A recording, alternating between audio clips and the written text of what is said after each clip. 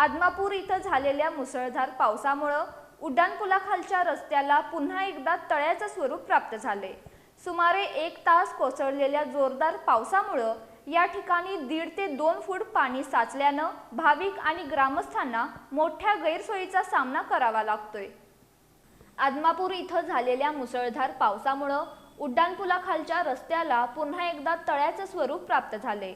उड्डाणपुलाखाली साचलेल्या पाण्यातूनच नागरिक आणि भाविकांना वाट काढावी लागत असून वाहन चालकांसाठीही मोठा त्रास सहन करावा लागतोय। विशेष म्हणजे यापूर्वीही याच ठिकाणी पाणी साचण्याची समस्या निर्माण झाली होती। त्यावेळी ग्रामस्थांनी प्रशासनाकडे तक्रार करून उपाययोजना करण्याची मागणी केली होती। मात्र अद्याप कोणतीही ठोस कारवाई न झाल्यानं पुन्हा हीच परिस्थिती निर्माण झाली आहे। या प्रकारामुळे भाविक आणि ग्रामस्थांमध्ये तीव्र नाराजी व्यक्त होत असून त्यांनी संबंधित अधिकाऱ्यांना चांगलंच सुनावले। पावसाळ्यात या मार्गावर नेहमीच मोठ्या प्रमाणात पाणी साचत असल्यानं नागरिकांना जीव मुठीत धरून प्रवास करावा लागतो। पाणी वाहून जाण्यासाठी योग्य निचरा व्यवस्था नसल्यामुळे ही समस्या वारंवार उद्भवत असल्याचा आरोप ग्रामस्थांनी केलाय। लाखो भाविकांचं श्रद्धास्थान असलेलं आदमापूर श्री क्षेत्र बाळूमामा देवस्थानामुळे राज्यभर प्रसिद्ध आहे।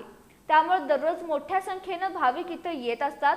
मात्र उड्डाणपुलाखाली साचणाऱ्या पाण्यामुळे भाविकांची गैरसोय होत असून देवस्थानच्या प्रतिमेलाही धक्का बसत असल्याची भावना नागरिकांनी व्यक्त केली। प्रशासनानं तातडीनं या समस्येची दखल घेऊन कायमस्वरूपी निचऱ्याची व्यवस्था करावी, अन्यथा तीव्र आंदोलन छेडण्यात येईल असा इशारा ग्रामस्थांनी दिलाय।